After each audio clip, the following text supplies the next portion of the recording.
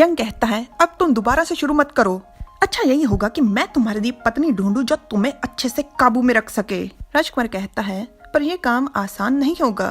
ऊंचे घरानों की लड़कियां बहुत ही नखरीली होती हैं, वो मुझसे भला शादी क्यों करेंगी। जियांग फिर से चिल्लाते हुए कहता है जरा मेरे बारे में भी तो सोचो, तुम्हारी ख्वाहिशें और जरूरतें दिन प्रतिदिन बढ़ती ही जा रही हैं।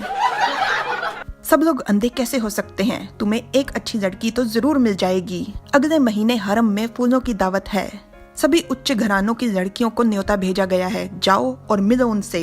राजकुमार कहता है फूलों की दावत, राजकुमारी युई भी वहाँ पक्का होगी। दुनिया में सबसे ज्यादा वो मुझसे नफरत करती है, तो मेरे लिए वो पक्का कोई ना कोई मुसीबत तो खड़ी कर ही देगी। जियांग चिढ़कर चिल्लाते हुए कहता है तुम्हें किस बात का डर, अगर वो तुम्हें तंग करेगी तो मैं वहाँ पर हूँ ना तुम्हारी मदद करने के लिए। इस बात पर राजकुमार हंसते हुए तालियां बजाता है।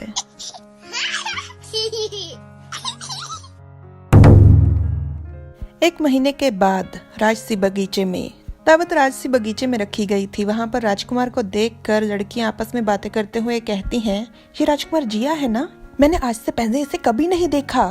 मैंने सुना है कि इसका चेहरा मुखौटे से भी बुरा दिखता है।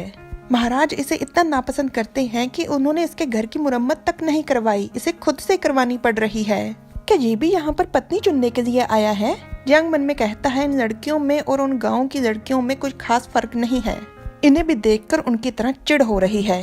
और कहता है राजकुमार यहाँ पर बहुत सारे लोग हैं, क्यों ना हम किसी शांत जगह पर चलें। राजकुमार कहता है ठीक है चलो वहाँ पर चलते हैं। एक ऊंचाई पर बना हुआ बरामदा नजर आता है, वो वहाँ पर पहुँचते हैं। वहाँ पहुँचते ही राजकुमार और जियांग दोनों चौंक जाते हैं, क्योंकि वहाँ पर पहले से ही कोई मौजूद था, एक बेहद प्यारी सी लड़की।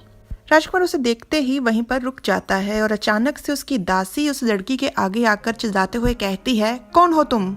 दासी ने बेहद बदतमीजी से चिल्लाते हुए पूछा था, पर राजकुमार बेहद शांत रहकर विनम्रता से कहता है मैं बस थोड़ी देर के लिए यहाँ आराम करने के लिए आया था, मेरा इरादा आपको परेशान करने का बिल्कुल नहीं था।